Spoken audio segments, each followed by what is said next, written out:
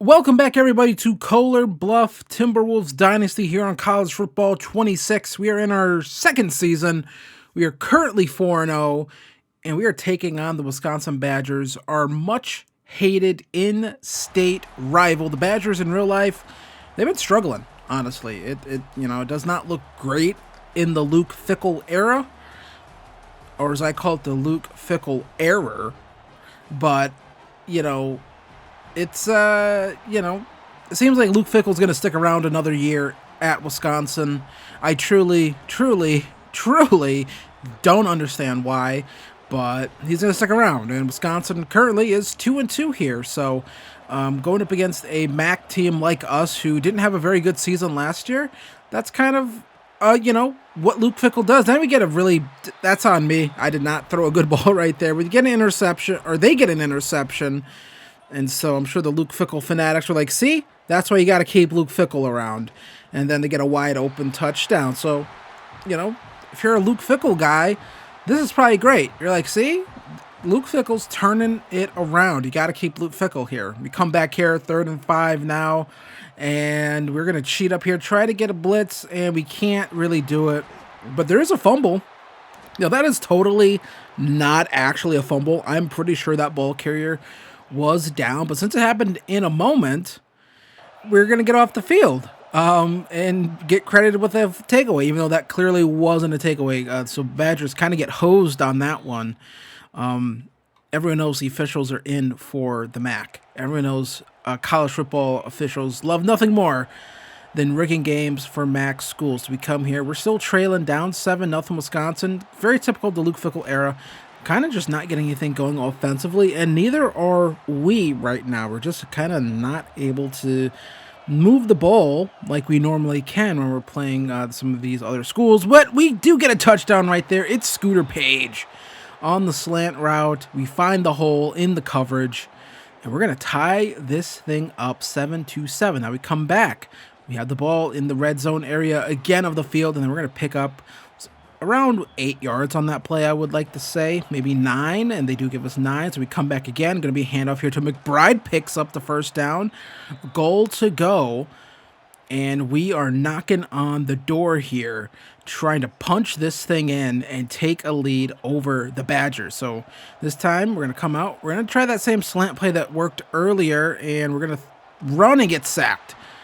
Did not have the time, a little too much congestion in the passing lanes for me to really uncork the football. It's just a little too much stuff going on. So we come back, get a catch right there, and Wisconsin uses their last time out here. So we come back, 3rd and goal, time going kind of crazy. You're going to throw that slant again. Scooter Page, it's going to get knocked into the end zone, and we get a touchdown. Just like that, we take the lead. Looks like that drive was going to kind of stall out and just result in us getting 3. Instead, we're able to kind of get things back correct after that sack. So 14-7 here, 3rd quarter, minute left in the 3rd quarter. And that is just a really good throw right there. Coverage did not hold up. That's still a weak point in this team are our corners. We're just not going to be able to really get out there and cover a lot of guys at times. So 14-14 here, and Deshaun McBride makes a really nice move right there and gets the first down. We come back again. A little bit of a read option here, but we're still going to hand off to McBride, changes direction, lining up the football. At this point, we got 2 players injured. I'm thinking about if we have to kick a field goal, and we're going to throw this one. That should have been picked. 4th and 6. The good thing we lined it up a little bit, because even with this stadium pulse and everything else, this kick meter is going a little wild, but I don't have to worry too much about it because, we lined it up. I was already thinking, got to line it up so we can kick this field goal. We kick it. We take the lead here. A little bit of contact with our kicker. So that should have been a penalty. 4th and 1 here. The game not necessarily on the line here, but we stop them right there. They lose yardage. I'm not sure what that play call was, but we have to make another stop. Did not get Wisconsin use all their timeouts. Not sure what our offensive coordinator was calling there, but 17-14 here, and Wisconsin looking all day. One of our guys just gets flung to the ground. Deep shot here. We're going to get a hand on it, knock it down. And second and 10 coming up here with 2:52 left in the game. I mean, even if they go 3 and out here, they're still going to have a shot to get this ball back. Nice tackle hit right there. Makes it 3rd and 9. So now we're going to come back again here. Just going to play some man coverage on 3rd and 9. Trying to get some pressure here. And yeah, man coverage, that didn't really work out too well. But Brian Ridge playing pretty well for Wisconsin. They need good quarterback play up there. They just do up in Madison. You know, and then we get a tackle right there. Past the 2-minute timeout. So that clock's going to keep working here. Minute 40. Minute 39 as they snap the football. Throws this one. Picks up the first down. That's fine because once they get this ball, once they get under center, the clock's going to start rolling again. And, you know, just let it keep rolling. If they tie it, they tie it. I'm not too concerned about that. But we're going to get a sack right there. And that's going to knock them backwards a little bit. 2nd and 17. And they're going to have to get this play off. And, yeah. So taking more time. That sack was big. Little short throw right there. You almost have to wonder if throwing it out of bounds would have been a better thing to do for the clock situation. That clock's still running here. By the time they get this ball snapped, it's going to be 1:06 here. Quarterback looking, takes a shot towards the end zone. That's going to get knocked down. Bounced around a little bit, so a minute straight on the clock. 4th and 12, got to have it. And clock, and they just throw that one up, and that's going to be knocked down, almost intercepted. One of their linemen comes up clutching his arm, and we get an opportunity here to close this thing out. They still have 2 timeouts. McBride going to be brought down, picks up a couple yards. So now we're going to come back again. At this point, not going to throw the football unless I really think we have an opportunity to do something. That was a great block right there, but here's McBride. McBride to the 20, to the 10, 5, touchdown McBride. And that is your dagger. Despite us having a better record than the Badgers, this is probably a really massive upset, honestly. So the Badgers still with the football here because they'll make something happen, and they have a timeout. They get a quick enough score, onside kick can make something happen. Throws this one towards the end zone, and that's going to be broken up. So 3rd and 10 coming up here. Just trying to play some coverage, not doing anything too special. Then they go for a screenplay here. I don't really understand that. 4th and 14, they called their last time out. I really question calling us. Maybe they thought they could catch us off guard. I don't know, but they call that, and I play that not very well, but I don't know if I could even gotten to the football if I played it any differently. But here is probably one of the last gaps here. 2nd and 10, quarterback gonna get sacked right there. It's Chris Jones, his 3rd sack of the game, and they are not going to get this one off. And we're going to knock off the Badgers 24-14 in this one. We go up to Madison and beat the Badgers in their house, the Great Lakes Brawl.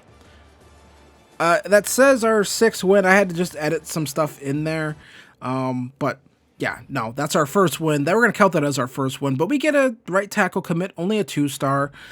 And then we get Cornell Savoy, another 2-star recruit.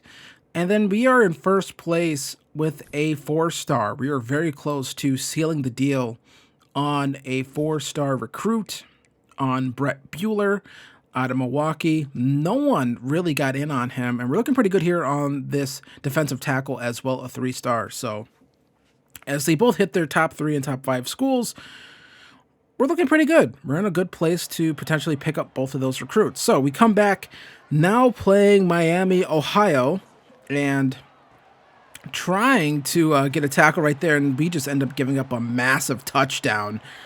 And they're going to take a 10-0 lead on us.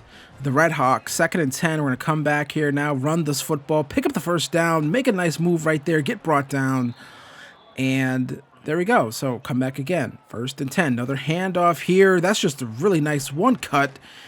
And McBride is like just gone. I mean, absolutely insane speed that he has. And it's fun to play with him. You don't really get to use players like that too often. We're going to find Jamal Rivers right there. That was really close to being a first down. 2nd and inches coming up right there. We're going to come back again here with McBride. Going to hand this one off and going to get into the end zone. So he has a little bit of power in his game too. So he has some power, some speed, and we get on the board right there. And yeah, I don't want our season to get tripped up by Miami of Ohio. I just feel like that would be really embarrassing, honestly, at this early point of the season. So we come back, we're trailing 17-7, and Scooter Page is going to pick up the first down. So I'm not sure what's going on right now. Our defense is just kind of getting throttled a little bit by this Redhawks team, which is very annoying. So we're going to call a screenplay here. McBride, he has such good speed that I like calling those, but that right there, that's just not sure a good catch or a bad pass. I don't know what happened right there. He just could not get his footing set, and that is just going to be a sailed pass right there to Brendan Lewis. He took a little too long, got kind of, I'm not sure if bumped on the route or whatever. He just took way too long to get into his route, but then we're going to find a touchdown right there, and I believe that is Malik Henderson with the touchdown. And if I sound like I'm kind of forgetting some names, is I recorded this like 2 weeks ago, so forgive me if I'm like kind of forgetting names and stuff. I've been focused back on Madden a little bit, but now we're going to come back over here, do these videos, and then Brendan Lewis, really nice stuff right there, able to break that tackle and able to get into the open field. And there we go. So now we're going to come back again here. Going to try to get this running game back going. And McBride, look at the speed, the change of direction right there. He is Deshaun McBride already up to 110 yards rushing. And we're trailing. I feel like if he's having a game like that, we should be way ahead. But either way, McBride able to get into the end zone. Touchdown, Timberwolves. And we're going to take a lead here. We're going to take our first lead of the game, 21-20 here. We get the ball here, first and goal. Going to throw this one to Rivers, old man Rivers, young man Rivers. And we're going to extend that lead before halftime to 28-20. Really simple, just kind of a drag route, and able to find Jamal Rivers streaking across right there, and he just kind of walks into the end zone. Really easy stuff. So we come back here, 31-28. This Miami, Ohio team's really sticking with it. Look at that block right there from number 55, and then McBride is off to the races, and he's going to get another touchdown on the day for him. So Deshaun McBride putting up some insane numbers just into the open field and just outruns everyone. So we come back here, 38-28. Now starting to put a little bit of distance on ourselves and this Miami of Ohio team, and they just don't have the athletes to keep up with a guy like Deshaun McBride. They don't have them. And honestly, there's not too many conferences that have guys that can keep up with a guy like Deshaun McBride. Maybe the SEC, maybe the Big Ten, maybe the ACC, but even then, that's kind of rare because the speed McBride has, the burst he has, he's just so fast, so quick. It's really hard to keep up with. Up to 274 yards on the day so far. We're going to come back again, third and goal, and we're going to get him a passing touchdown, a receiving touchdown as well. And McBride, he can do it all. Catch the football, run the football. He is just all world right now. And we're going to end up beating Miami of Ohio here 66-28. I mean, we just poured it on in that fourth quarter. This was a relatively close game for most of the game, and then we just kind of poured it on. Look at the day he had, 306 rushing yards, 7 total touchdowns. Absolutely monster game. You know, who knows if we win that game if we don't have McBride. I really doubt it. I mean, just he's that special of a player. Darius McClain struggled a little bit, 2 interceptions, 3 touchdowns though. And then Deshaun McBride, 26 carries, 306 yards, 6 rushing touchdowns. The yards I don't think is like an NCAA record. I think Samaje Perine might have the rushing yard record at like 400 some odd yards. I believe Melvin Gordon maybe had it for like a week, and then Samaje Perine took it. Like, I can't remember exactly, but I remember I think it was Melvin Gordon just had like this monster game for the Badgers. It was like, oh yeah, he broke the record, and the next week someone else broke it, and then it's kind of stood since then. But yeah, got an interception in sim. I didn't see that. Larry Van Fleet able to get that interception.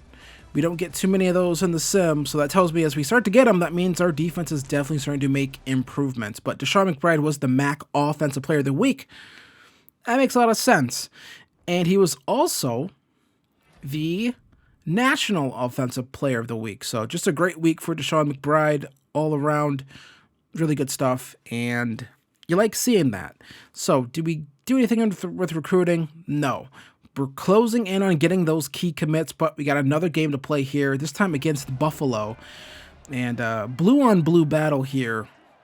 Buffalo, second quarter, trailing 7-3, and we come in with some pressure. It's Tony Kowalski bringing down the quarterback. 4th and 17. In college, in the pros, this isn't too bad. This is like what? Like a 30-some-odd yard field goal, and that's going to bounce off the post right there, and they are not going to get any points. So we end up driving down the field. Here we go, goal-to-goal situation at the 1. Just going to be a handoff to McBride, and that might be his easiest touchdown of the season. He might not get too many more easy opportunities like that moving forward. But either way, we're going to take a lead 14-3 here. Still the second quarter, under a minute left, and McBride, he doesn't need that long to potentially get a touchdown, and this is just absolutely nasty stuff right here. Hold my dick. Touchdown, Timberwolves. Deshaun McBride. He's a home run hitter. No other way to describe it. This guy's just a home run hitter. Cuts it back one way, cuts it the other way, and they don't have the speed. They just don't have the athletes here in the MAC.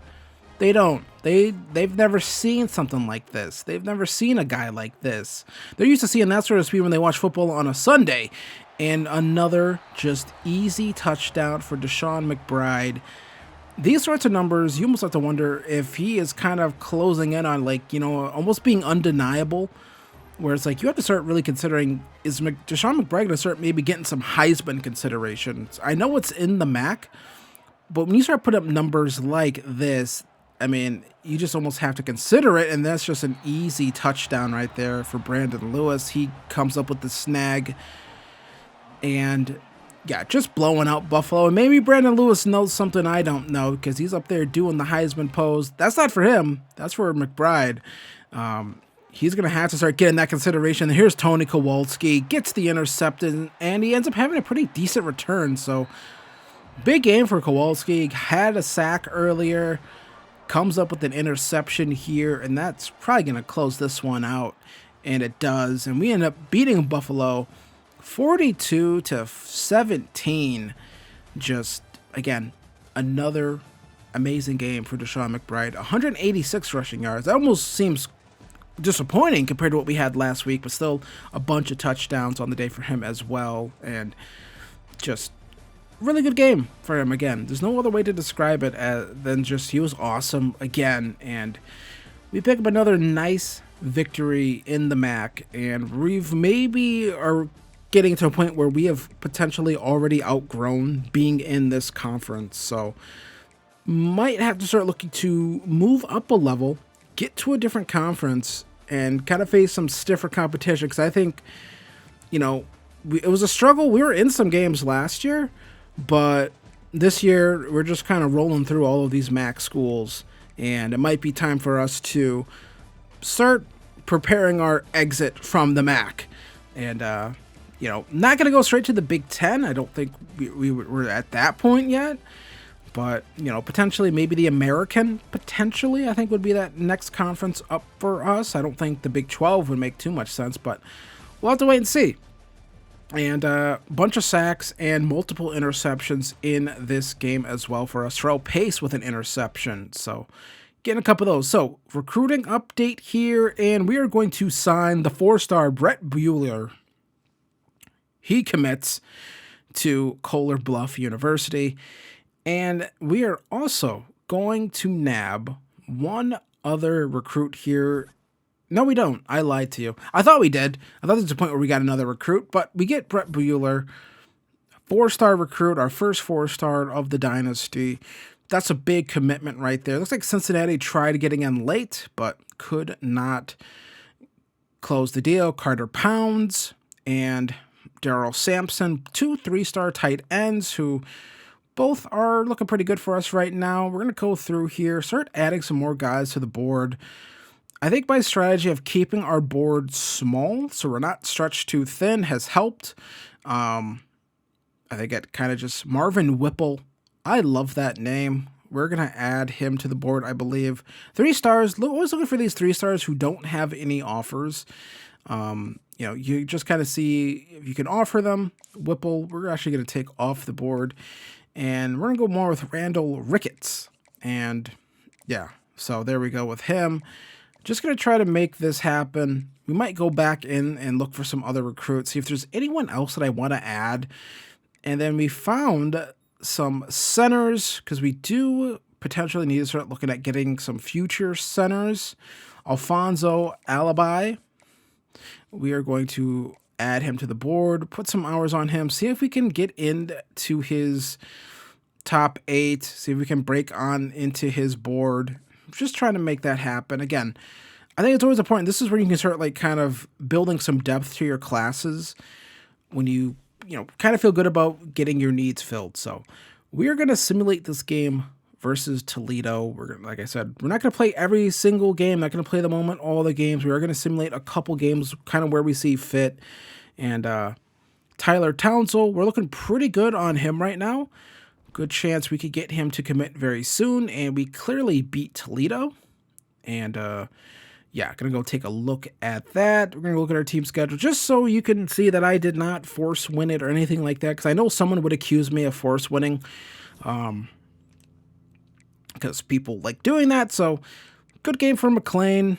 You know, all right game, I would say. Nothing great. McBride kind of held in check a little bit right there. So Toledo did a good job holding him in check. And yeah, not sure where we got all of our scoring from, if I'm being honest, but only 1 sack on the day, 1 interception. So kind of just a so-so game versus Toledo. So Ricketts, it just doesn't look like that's going to happen. So he's going to come off our board. This guy, Martin Reitz, we must have, whatever the deal breaker was, we kind of got back into his good graces. It's very annoying with these deal breakers at times, but we are going to hard sell here and try to get this recruitment wrapped up with him. You know, just want to get it wrapped up, get it finished so we can allocate those hours elsewhere. Have not jumped in on Alibi just yet. Daryl Sampson, we're looking pretty good on, and we're going to start selling here, actually. And we're going to go with a hard sell again, and we should be good. This should be a good enough sell. It's always feels like it's the clutch with these 3-star guys. And so we're going to add another 10 hours to it, so it's back to 50. We'll see if we can get on Alibi. Could maybe add some more to him, but we're going to simulate this game versus Bowling Green as well. And we do get a commit here. It's Tyler Townsell. He ends up committing 3-star defensive tackle. You like seeing that. We get another commitment here. Martin Reitz from Cincinnati, Ohio, 2-star linebacker. And Carter Pounds. And we're in a recruiting battle with Purdue for a 2-star. It's almost like if you want a 2-star that badly, I almost feel like, all right, here, have them, because I don't feel like wasting hours trying to win a 2-star. Almost feels like that's a waste of time. So here we go, kind of be in this home stretch, and we lose to Bowling Green 34-17. That is very disappointing. Perfect season, no more. Yeah, I feel like if I would have played, we probably would have won the game, but like, you know, what's the fun in that? You know, I do kind of want to see what this team does without our guiding hand. Kind of a tough game for McLean and a tough game for McBride. So maybe the Heisman talks we need to leave on the tables, because that's clearly not where things are heading with him just yet. But I would like to eventually win a Heisman trophy. But Ice Turner, he comes up hurt. I love that name. Does he work for the government? I kid. A little bit of pressure in this game, but not enough, I think, to really affect anything, and no turnovers. So defense still not stout enough. I mean, we still give up points, but we are going to add a edge rusher here to the board, Rich McKenna, see if we can get into his top 10. Alibi, we were putting 50 hours on him, so we should, I mean, this could be really tough, but we're still going to try.